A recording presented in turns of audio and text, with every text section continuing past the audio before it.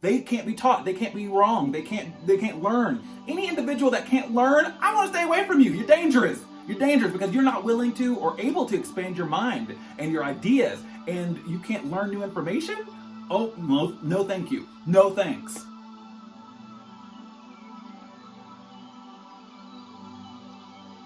Hello, welcome to my space. I am so glad to have you here. I hope that whenever you see this, I hope your day and your week are just going well, and I hope that you're able to learn a little something. So, October is kink month, and October's a lot of things, but it is kink month. It's something I'm interested in, and I think a lot more people are becoming more interested in, and maybe they're just a little shy or just unsure where to start.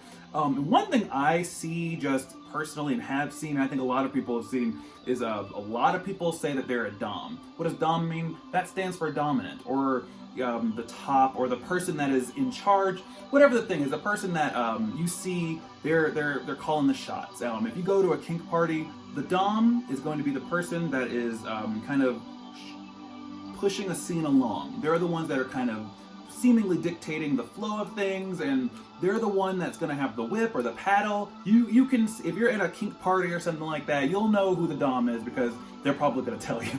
But no, here's if you find yourself in a space where someone is presenting to be a dom, or you're just trying to get into it, and you got questions, you don't know what's right, what's wrong. I want to kind of give you some guidelines how to spot not a fake dom, but a bad dom. A lot of guys are going to say they're dominant, they're the one that's in charge, and most of the time they don't know what the hell they're talking about, and they could potentially present an unsafe situation very quickly. So there are some signs that you can kind of tell if a person's really about that life or not. If you can kind of tell if that person's really knowledgeable and informed. They kind of give themselves away very easily if they are not informed and if they don't know what they're talking about. So I'm going to give you some signs to spot a bad dom, a fake dom, however you want to phrase it. Let's go. Let's talk about it. So the first thing, if someone approaches you and they're like, "I'd like to be your dominant," honestly, that's kind of, that's also kind of a red flag. Most doms don't have to. And what I mean by that is, you usually are going to be the one seeking out that dominant person. You know what I mean? As a submissive, you know that a lot of times you either already know what you want or you don't know, but you see that, you feel that energy, you sense that connection with a specific person. So a lot of times it's just you maybe reaching out. But if a true dom, I haven't met many actual dominant individuals that are reaching out to people to be their dominant. That just seems a little desperate to me. That just seems like, they're trying to prove that they're dominant. Any dom that's trying to prove their dominance, stay away from them. Stay away from them. If they have to prove it, then they probably shouldn't. Because it should just kind of resonate from them. It should just kind of flow from you. You should feel, that's a dominant person right there. And they're not going to be bragging about it. They're not going to be like, they might be showing off, but they're not going to brag. And they will tell you about it if you ask. But there is a difference between a person that's bragging and being very just showboaty, and a person that just kind of carries it with them. They're just dominant. You just kind of know. You'll kind of get that. It's just like regular interaction with humans. A person that really wants you to think something about them, they usually don't own that thing that they want you to think about them. But yeah. The first thing, that was just a rant. If a dominant individual is truly a dom, they understand consent. They get it, they have negotiated it, they are communicating it, and it's not just like a one conversation and that's it. No, they understand that consent is a dialogue. A true dominant individual has consent, they are getting consent, and they maintain that consent throughout the entire process, whether this is just at a party and at a scene, during a scene, whether this is a lifelong relationship or whatever. They understand consent, and they're always checking in, and they're always making, you know what I'm saying? Like, they're responsible. They are going to alleviate as much harm and danger as possible. That's your first sign that this person's a good dom, Another sign that a person is a good dominant is that they care for the well-being and health and comfort of their submissive. You'll see a lot of individuals that are just kind of just out here literally just beating the hell out of people, no aftercare, no forethought. They're not really truly emotionally there for that person to support them, because if you are submitting to someone, that takes courage, that takes trust, strength, and you have to be with someone that's going to cherish those things that you're giving them. If someone is not truly cherishing you and they're calling themselves a dominant, I would back away. I would back away. If they're not caring for you, if they're not showing you aftercare, they're not like making sure you're fine, they're not checking in, just like any other relationship, I would back away if they're not doing those things, because that's like basic human needs, to check in and be respectful, you know what I mean? But a true dominant really cares about the health and well-being of their submissive before anything, really, before themselves. Along with consent, a true dominant respects limits and safe words. They're not going to try to push you past what you said you want to be pushed past. You know what I'm saying? Because there's already a dialogue. They've already been discussing the consent there. You see what I'm saying? The theme there? If your dynamic is to be pushed, you've discussed this, but you still have safe words and limits. A true dominant, a true genuinely good person is not going to push you past that. Why would they? A person that cares about you is not going to try to push you past your limit of comfort. The discussion has to be there. The consent has to be there. And if they're not honoring your safe words, back away. Call the cops, because this person doesn't care about your safety. They're just trying to hurt you mentally, physically, all that good stuff. Keep that in mind. If someone is not honoring your discussed safe words, I would never speak to them ever again. Because what is the purpose of a safe word if they're not going to honor it? What's the whole point? Why did we do this? You know what I mean? A lot of individuals that claim to be dominant are just abusive. And they're using that as a shield to say, well, no, it's just kink. No, it's not just kink. No, it's not. You're an abusive asshole, and you're using that as a smokescreen to kind of do whatever you'd like to people. And it's not cool. It's a lot of the same stuff, but a true dominant individual, they're communicating regularly, and not just with consent. They're checking in. You good? Are you okay?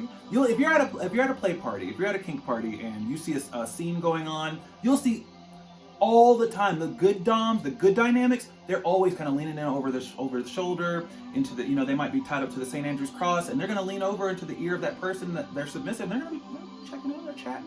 Might be giggling. Like I'm saying, there's a relationship, there's communication there. A true dominant is not going to be silent. A true dominant is not going to be just like leaving it up to chance whether or not you're enjoying yourself or not. No, they're making sure, because your pleasure is their pleasure. A true dominant understands that the submissive one is really the one that's in charge. Because I'm not going to enjoy something if you're not enjoying it, and a real dominant understands that. They want you to kind of express yourself and to grow, and they also want to grow in that process. Ooh, that leads me to my next point. A true dominant is always learning. They're still learning. No real dominant knows everything. Any person that portrays himself to be a dom and they're like, oh, I know everything about kink, I'd stay away from them. I would, or at least I wouldn't play with them. I wouldn't do a scene with them, because they can't be taught. They can't be wrong. They can't learn. Any individual that can't learn, I want to stay away from you. You're dangerous. You're dangerous because you're not willing to or able to expand your mind and your ideas, and you can't learn new information? Oh, no thank you. No thanks. A true dom is always learning. They're always trying to benefit from new information, education, and they're going to freely share their knowledge too. They're not going to hoard it. They're not going to lord it over you. They're not going to just be out bragging and, no, this person's going to be easy to talk to. And that's, you know what I'm saying? Like a true dominant individual is going to be able to connect with you in a way that is not dangerous. They're not presenting any type of an outweighed power dynamic. Like, no, they want you to enjoy your life. A good dom, anyway. Finally, a good dominant values the connection over any sexual experience. Because anyone in kink will tell you, BDSM is not just like a bunch of screw-in. Kink and sex are not the same thing. BDSM and sex, they're not the same thing. They don't go hand in hand. Yes, there can be a sexual component to kink. Yeah, it can absolutely happen. But like probably not during a party, like during a scene, probably not in front of everybody. It's not just like this all-out orgy. No, it's a relationship. It's a power dynamic that kind of works for those people, that person. Like it's a relationship. It's just communication. And a true dominant is going to value that connection over any physical, sexual, desire, whatever, you know what I'm saying? Because it's about expanding, and it's about growing together, and just at the end of the day, you know a real dom when you see one. You really do, because they don't have to tell you they're a real dom. They don't have to. They just don't. You just know it. You just feel it. They're going to talk with you. They're going to communicate with you. They're going to want to connect with you. They want you to learn just like they want to learn. Stay away from fake doms. Learn the signs of a person that's a true dominant and a person that's just being abusive. And also, A good dominant is gonna like a good little bit of back and forth. Just throwing that out there. A good dominant that's got a great relationship with their submissive. There's gonna be some kickback, and you if you're watching a scene, you'll see it, and it's cute because it's like, oh hey, they get one another, and that's the point. They get one another. It goes well beyond anything physical or sexual. It's spiritual. It's cosmic. It's beautiful. Anywho, like with all the lists I do, this could go on for days. I'll probably do more, spotting a fake dom, a bad dom, but this was my list for now. Did I miss anything? Do you completely disagree? I'd love to hear from you. Don't forget, I post new content every Monday and Thursday. Comment below, say hi, I subscribed. I'd love to hear from you. We're all beautiful. We're wonderful individuals. We have needs and desires like any other life, and they're normal. They're fine. We attract love, light, peace, safety, and security. I'll post more soon. Talk to you later. Pookie. God damn.